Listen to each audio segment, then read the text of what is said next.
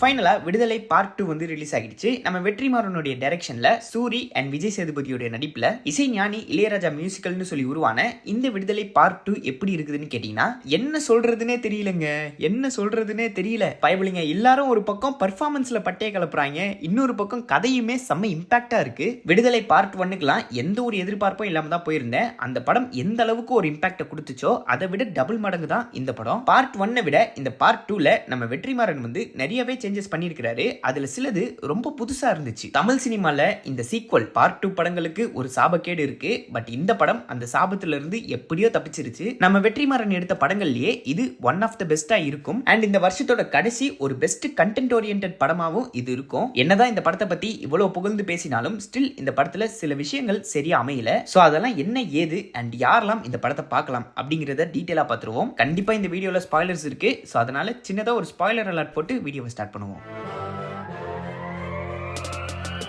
அனைவருக்கும் வணக்கம் and welcome back to my channel. நீங்க பாக்குறது வாட் அப்படின்ற வீடியோ பிடிச்சிருந்தா லைக் பண்ணுங்க. ஃபர்ஸ்ட் ஆஃப் ஆல் இந்த படத்தோட ஸ்டோரி, இந்த படத்தோட கதையை பாக்குறதுக்கு முன்னாடி பார்ட் 1 ஸ்டோரி என்னன்னு சின்னதா பாத்துருவோம். அருமபுரிங்கிற ஒரு மலைவாழ் கிராமத்துல ஒரு குரூப் வந்து மைனிங் பண்றதுக்கு சுரங்கம் தோண்ட பார்ப்பாங்க. அதை அங்க உள்ளூர்ல இருக்கிற மக்கள் படை வந்து எதிர்த்து நிற்கும். அண்ட் அந்த மக்கள் படையை எதிர்த்து கவர்மெண்ட் நிக்குது. அவங்களை பிடிக்கிறதுக்கு அந்த ஊர்ல ஒரு பெரிய போலீஸ் கம்பெனியே இருக்கு. அண்ட் அந்த போலீஸ் கம்பெனில குமரேசன் நம்ம சூரி வந்து ஒரு கான்ஸ்டபிளா வேலைக்கு சேருவாரு. நல்ல ஸ்கில்ஸ், ரொம்ப நேர்மையா கண்ணை பிடிச்சி சுடணும்னு ஆசைப்படுற நம்ம சூரிக்கு டிரைவர் போஸ்டிங் தராங்க. அவரோட வேலையே போலீஸ் ஜீப் ஓட்டுறது மட்டும் இல்லாம காட்டுக்குள்ள இருக்கிற போலீஸுக்கு சாப்பாடு சவுச்சவு கொண்டு போய் கொடுக்கிறது. லேட்டர் அவருக்கு தெரிய வருது அந்த ஊர்ல இருக்கிற போலீஸ் அண்ட் கவர்மெண்ட் பண்ற அநியாயம், மக்கள் படையோட நியாயம், அது இல்லாம இவங்களுக்கு நடுவுல மக்கள் எவ்வளவு பாதிக்கப்படுறாங்கன்னு தெரிஞ்சுக்கிறாரு. பட் இவ்வளவு விஷயம் அவருக்கு தெரிய வந்தாலும் அவரால் சரியான முடிவு எடுக்க முடியல. தான் வேலை செய்யற போலீஸ் பக்கம் நிக்கிறதா இல்ல மக்கள் படையாங்கிற கேள்வி அவருக்குள்ள இருக்கும். சோ அப்படி அந்த மக்கள் படையோட தலைவன் பெருமாள் வாத்தியார் நம்ம விஜய் சேதுபதியை பிடிக்கிறதுக்கு அந்த ஊர்ல இருக்கிற எல்லா பெண்களையுமே போலீஸ் பிடிச்சிட்டு போவாங்க. அதுல நம்ம சூரியோட கேர்ள் ஃப்ரெண்டுமே இருக்காங்க. சோ அவங்களை காப்பாத்துறதுக்கு நம்ம சூரி களத்துல இறங்கி எப்படியோ பெருமாள் வாத்தியாரை பிடிச்சு கொடுப்பாரு.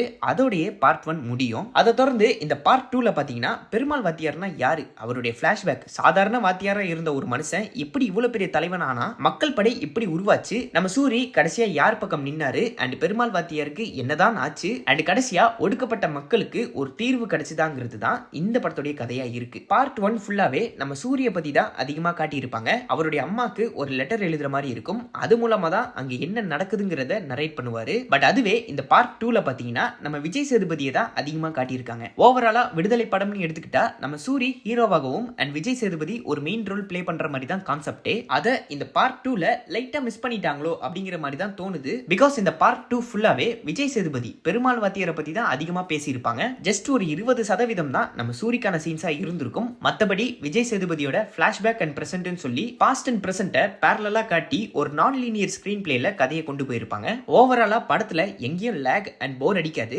என்ன சில இடங்கள்ல கதை கொஞ்சம் ஸ்லோவா போகும். அண்ட் ஆல்சோ இந்த படம் தொடங்கின விதமும் ரொம்ப ஸ்லோவா தான் இருக்கும். எதுவும் ஃப்ரெஷ்ஷா ஸ்டார்ட் பண்ணிருக்க மாட்டாங்க. விட்ட இடத்துல இருந்தே தொடங்கி இருப்பாங்க. லிட்டரலி ஒரு படத்தை பார்த்துக்கிட்டு இருக்கும்போது பாதியிலே நிறுத்தி வச்சுட்டு அப்புறம் கண்டினியூ பண்ணா எப்படி இருக்கும், அது மாதிரி தான் விடுதலைங்கிற படத்தை பார்த்துக்கிட்டு இருக்கும்போது பாதியிலே நிறுத்தி ஒரு வருஷம் கழிச்சு கண்டினியூ பண்ணா எப்படி இருக்கும் பார்ட் 2வா. அப்படிதான் இந்த படம் ஸ்டார்ட் ஆகும்போது ஃபீல் ஆச்சு. ஃபர்ஸ்ட் ஹாஃப் வந்து ஸ்லோவா இருந்தாலும் செகண்ட் ஹாஃப் முடிஞ்ச அளவுக்கு விறுவிறுப்பா என்கேஜிங்கா கொண்டு போயிருப்பாங்க. கிளைமேக்ஸ்லாம் உண்மையிலேயே வேற லெவல். இந்த கதைக்கு இது தாண்டா முடிவு அப்படின்னு சொல்லி ஒரு ப்ராப்பரான எண்டிங் கொடுத்திருப்பாங்க, இன்க்ளூடிங் இன்டர்வல் போர்ஷன். நம்ம வெற்றிமாறன் முதல் முறையா அவர் படத்துல கம்ப்ளீட்டா அரசியலை பத்தி மட்டுமே பேசியிருக்காரு. பட் என்ன கொஞ்சம் ஓவரா போயிட்டாருங்கிற மாதிரி தான் தோணுது. சொன்ன விஷயத்தையே நிறைய இடங்கள்ல திருப்பி திருப்பி சொல்ற மாதிரி இருக்கும். லிட்டரலி படத்துக்கு பதிலா நம்ம ஏதோ ஒரு பாலிடிக்ஸ் கிளாஸுக்குள்ள பூந்துட்டோமோ அப்படின்னு நிறைய இடங்கள்ல யோசிக்க வச்சுது. இது அந்த அளவுக்கு ஒரு பெரிய நெகட்டிவ்லாம் கிடையாது. பட் என்ன கொஞ்சம் ட்ரிம் பண்ணிருக்கலாம். ஓவரால் படத்துல 15ல இருந்து 20 நிமிஷத்தை தாராளமா ட்ரிம் பண்ணி தூக்கி இருக்கலாம். அதுவும் பாஸ்ட் சீக்வன்ஸ். அண்ட் அதுக்கு பதிலா பிரசன்ட் சீக்வன்ஸை இன்னும் அதிகமா காட்டியிருக்கலாம். பிகாஸ் பாஸ்ட் போர்ஷன்ல தான் கேஸ்டிசம், பெரிய ஆளுங்களுடைய அதிகாரம், கம்யூனிசம் அண்ட் பாலிடிக்ஸ் எல்லாம் பத்தி டீப்பா பேசியிருப்பாங்க.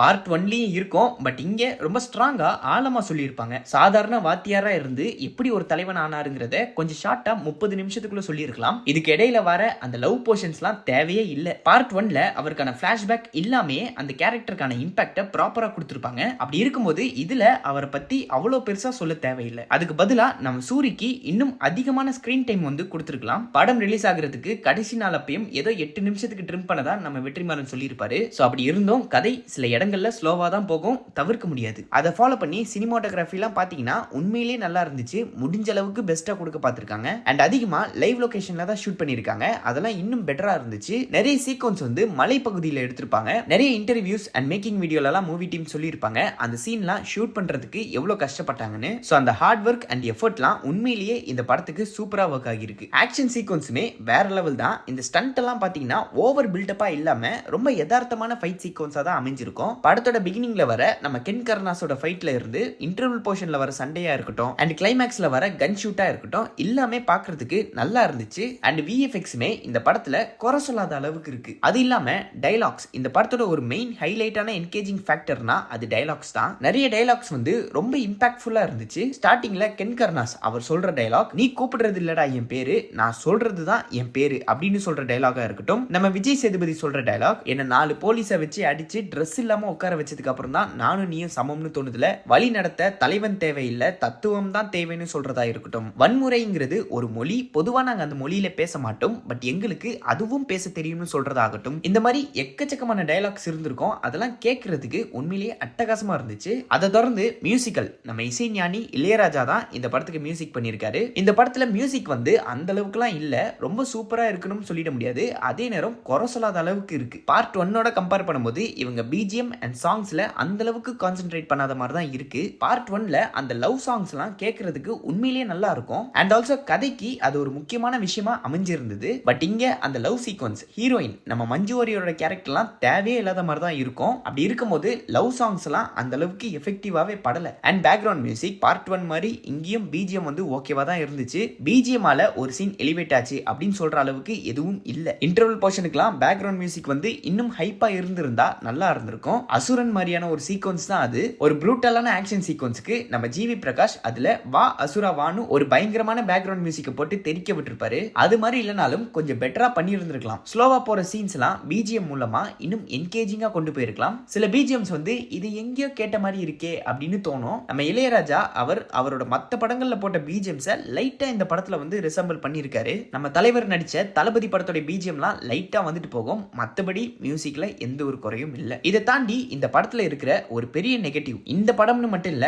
நம்ம வெற்றிமாறனுடைய எல்லா படங்களிலுமே இது இருக்கும். அதுதான் லிப்சிங் டப்பிங் இஷ்யூ. படம் எடுக்கும்போது ஒரு டயலாக் பேசியிருப்பாங்க, பட் டப்பிங்ல அதை கண்டமேனிக்கு மாத்தி இருப்பாங்க. அது பாக்குறதுக்கு ஒரு மாதிரியும் கேட்கறதுக்கு வேற மாதிரியும் இருக்கும். நிறைய இடங்கள்ல அந்த சீனை ப்ராப்பரா கனெக்ட் பண்ணிக்க முடியல. சோ அதனாலேயே நிறைய எமோஷனல் கனெக்ட் வந்து மிஸ் ஆச்சு. நம்ம வெற்றிமாறன் படம் ரிலீஸ் ஆகிறதுக்கு கடைசி நாள் வரைக்கும் சேஞ்சஸ் அண்ட் இம்ப்ரூவ்மெண்ட் வந்து பண்ணிக்கிட்டு தான் இருப்பாரு. பிகாஸ் படத்தை முடிஞ்ச அளவுக்கு பெட்டரா கொடுக்கணும்ங்கிறதுனால தலைவன் டைலாக்ஸ்ல இஷ்டமேனிக்கு சேஞ்சஸ் பண்ணுவாரு. இதை நிறைய இடங்கள்ல அவர் முடிஞ்ச அளவுக்கு இந்த ப்ராப்ளமை கம்மி பண்ண ட்ரை பண்றேன்னு சொல்லியிருப்பாரு. பட் விடுதலை 1ஓட கம்பேர் பண்ணும்போது இந்த பார்ட் 2ல அந்த பிரச்சனை அதிகமாவே இருக்கு. அதை தொடர்ந்து இந்த படத்தோட கேஸ்டிங் நம்ம விஜய் சேதுபதி பெருமாள் வாத்தியாருங்கிற கேரக்டர் பிளே பண்ணியிருப்பாரு. பார்ட் 1ல இவருடைய கேரக்டரை குறைவா தான் காட்டியிருப்பாங்க. பட் இந்த படத்துல அவருடைய ஆரிஜின் பத்தி தான் அதிகமா பேசப்பட்டிருக்கும். பெர்ஃபார்மன்ஸ் சொல்லவே தேவையில்லை. எப்பவும் போல அந்த கேரக்டர் பெருமாள் வாத்தியாராவே வாழ்ந்திருக்காரு நம்ம விஜய் சேதுபதி. அண்ட் நம்ம எல்லாருக்கும் தெரிஞ்ச விஷயம் தான், நம்ம விஜய் சேதுபதி ஒரு கமர்ஷியல் மூவி ஹீரோவா பிளே பண்றதை விட ஒரு மெயின் கேரக்டர் எடுத்து நடிக்கும் போது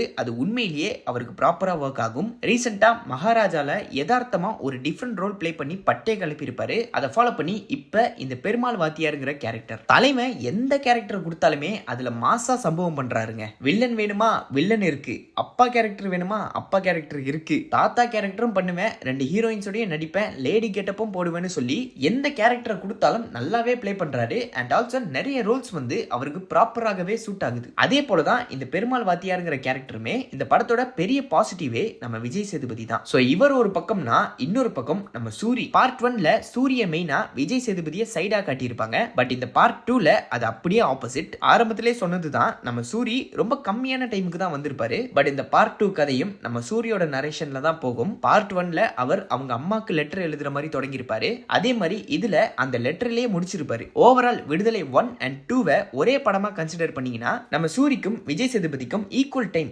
ஈக்குவல் ஸ்கிரீன் ஸ்பேஸ் கொடுத்த மாதிரி தான் இருக்கும். காமெடி ரோல் மட்டுமே பிளே பண்ண ஒருத்தர் அந்த ஜோனை விட்டு வெளியே வந்து இது வரைக்கும் பண்ணாத ஒரு கேரக்டர் கேரக்டரை ஃபர்ஸ்ட் டைம் விடுதலை படத்துல பண்ணியிருக்காரு. அதை ஃபாலோ பண்ணி கருடன் அண்ட் கொட்டுக்காளின்னு சொல்லி தலைவன் மாஸ்க் காட்டிட்டு இருக்காப்புல. அண்ட் மஞ்சு வாரியர் விஜய் சேதுபதிக்கு பேரா மகாலட்சுமிங்கிற கேரக்டர் பிளே பண்ணியிருப்பாங்க. ரொம்ப போல்டான கேரக்டரா இருக்கும். இவங்களுக்கும் விஜய் சேதுபதிக்கும் இருக்கிற அந்த கெமிஸ்ட்ரி வந்து ரொம்ப அழகா இருக்கும். விஜய் சேதுபதி அவர் லவ் சொல்றதா இருக்கட்டும், எண்டில் அவங்க ரெண்டு பேரும் லெட்டர்லயே பேசிக்கிறதா இருக்கட்டும், லாங் டிஸ்டன்ஸ்னு சொல்லி இந்த படத்துல நிறைய விஷயங்கள் வந்து ஆடியன்ஸோட நல்லாவே எமோஷனலி கனெக்ட் ஆச்சு. அந்த டப்பிங் இஷ்யூவால தான் 1-2 போச்சு. But still character performance chemistry எல்லாம் நல்லா இருந்தாலும் ஏற்கனவே சொன்னதுதான், இந்த லவ் போர்ஷன்ஸ் இந்த கதைக்கு தேவையே இல்லை. அண்ட் சேட்டன் இந்த படத்துடைய வில்லன் லிட்டரலி இந்த மனுஷனை பார்க்கும்போது ரியல் லைஃப்லயே இந்த மனுஷன் இப்படிதான் இருப்பாராங்கிற மாதிரி தான் தோணுச்சு. இந்த ஈகோக்கு கை கால் முளைச்சா எப்படி இருக்குமோ அப்படிதாங்க இருந்துச்சு. இந்த படத்துல நிறைய நெகட்டிவ் கேரக்டர் இருந்தாலும் இவருடைய வில்லனிசம் வந்து உண்மையிலேயே அட்டகாசமா இருந்துச்சு. அண்ட் இவங்களை தாண்டி இந்த படத்துல இருக்கிற மத்த artist Ken Karunas, Rajiv Menon, GVM, Kishore, இளவரசன் சொல்லி எல்லாருமே கொடுத்த ரோல பக்காவா பிளே பண்ணிருப்பாங்க. யாருமே ஓவர் ஆக்ட் பண்ணல. கென் கருணாஸ்லாம் சின்னதா கேமியோ பிளே பண்ணி இருந்தாலும் அந்த அசுரன்ல கொடுத்த பெர்ஃபார்மன்ஸை இதுலயுமே கொடுத்திருக்காரு. அண்ட் எல்லாத்தோடையும் முக்கியமா மறைந்த நடிகர் நம்ம மனோபாலாவோட கேமியோ அன்எக்ஸ்பெக்டடுங்க. அன்எக்ஸ்பெக்டட். நம்ம சங்கரோட இந்தியன் 2 and 3 அது இல்லாம பிரசாந்தோட அந்தகன் படம் தான் கடைசி படம்னு நினைச்சோம். பட் எதிர்பார்க்காத விதமா இந்த படத்துலயுமே சின்னதா கேமியோ பண்ணியிருக்காரு. இனி வரப்போற எத்தனை படங்கள்ல இந்த மாதிரி இவருடைய கேமியோ இருக்க போகுதுன்னு தெரியல. பொறுத்திருந்து பார்ப்போம். இதெல்லாம் ஒரு பக்கம் இருந்தாலும் இந்த கேரக்டர்ஸ்ல இருக்கிற ஒரு சின்ன நெகட்டிவ் என்னன்னா, பார்ட் 1ல காட்டப்பட்ட மெயின் கேரக்டர்ஸ் எதுவுமே இந்த பார்ட் 2ல அதிகமா காட்டல. புது கேரக்டர்ஸை இன்ட்ரோடியூஸ் பண்ணி அவங்கள டெவலப் பண்ணுங்கறனால பழைய கேரக்டர்ஸோட அந்த இன்வால்வ்மெண்ட்டை லைட்டா குறைச்சிட்டாங்க.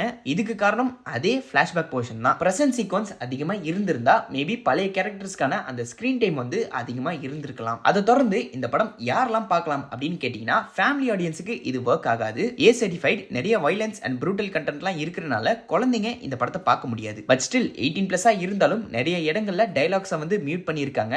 எதுக்கு பண்ணாங்கன்னே தெரியல. அரசியல இவ்வளவு ஓப்பனா பேசுறாங்க. அப்படி இருக்கும்போது எதுக்கு சில விஷயங்களை மறைக்கணும்? வயலன்ஸ் அண்ட் ப்ரூட்டல் சீன்ஸ் இருந்தாலும் ஸ்டில் அதை மறைச்சி பிளர் பண்ணி தான் காட்டுவாங்க. பார்ட் 1ஓட கம்பேர் பண்ணும்போது இந்த படத்துல அந்த நியூடிட்டிங்கிற ஒரு விஷயம் வந்து அந்த அளவுக்கு இருக்காது. இது வந்து ஒரு நல்ல விஷயம். பிகாஸ் பார்ட் 1லயே இந்த விஷயம் அதிகமா முகம் சுளிக்கிற மாதிரி தான் இருந்துச்சு. அண்ட் ஆல்சோ ஏகப்பட்ட கிரிட்டிசிசம் அண்ட் நெகட்டிவ் கமெண்ட்ஸ்லாம் வந்து இருந்தது. அதனாலேயே என்னன்னு தெரியல, இதுல நல்லாவே குறைச்சிருக்காங்க. ஸோ நீங்க அரசியல் படம் விரும்பி பார்க்குற ஒரு ஆளா இருந்தீங்கன்னா, அரசியல் உங்களுக்கு நல்லாவே புரியும்னு நினைச்சீங்கன்னா இந்த படம் உங்களுக்கு ப்ராப்பரா ஒர்க் ஆகும். அதை தாண்டி ஒரு மூவி லவரா அண்ட் வெற்றிமாறனோட படங்களை விரும்பி பார்க்குற ஒரு ஆளா இருந்தாலும் அவங்களுக்கும் இது வந்து ப்ராப்பரா ஒர்க் ஆகும். பிகாஸ் நம்ம வெற்றிமாறனோட பட வரிசைகள்ல இது ஒன் ஆஃப் த பெஸ்டா இருக்கும். அரசியலை பத்தி நல்ல டீட்டெயிலா ரிசர்ச் பண்ணி நிறைய உண்மை சம்பவங்களை ரெஃபரன்ஸா வச்சு முடிஞ்ச அளவுக்கு மிஸ்லீட் பண்ணாத அளவுக்கு கொண்டு போயிருக்காரு. அண்ட் ஆல்சோ நம்ம எல்லாருக்குமே தெரிஞ்சதுதான், நம்ம வெற்றிமாறன் எடுக்கிற ஒவ்வொரு படங்களுமே அவருடைய முந்தைய படங்களை விட பெட்டரா இருக்கணும்னு பாப்பாரு. அதெல்லாம் தாண்டி நீங்க சூரி ஆர்எல்ஸ் விஜய் சேதுபதி ஃபேனா இருந்தீங்கன்னா உங்களுக்கு இந்த படம் செம்ம ட்ரீட்டா இருக்கும். பிகாஸ் ரெண்டு பேருமே பெர்ஃபார்மன்ஸ்ல அடிச்சு தோச்சு துவம்சம் பண்ணிட்டாங்க. ஸோ அந்த வகையில இந்த படத்துக்கு நான் கொடுக்குற ரேட்டிங் 5க்கு 3.5. Therefore that's it. இந்த வீடியோ உங்களுக்கு பிடிச்சிருந்தா லைக் பண்ணுங்க, ஷேர் பண்ணுங்க. அண்ட் இந்த படத்தை பத்தின கருத்துக்கள் ஏதாச்சும் இருந்ததுன்னா அதை கமெண்ட்ல சொல்லுங்க. இன்னொரு நாளைக்கு உங்களை ஒரு பிராண்ட் நியூ வீடியோல வந்து சந்திக்கிறேன். அது வரைக்கும் நான் உங்களிடமிருந்து விடைபெறுகிறேன். டாடா bye bye. See you. Merry Christmas.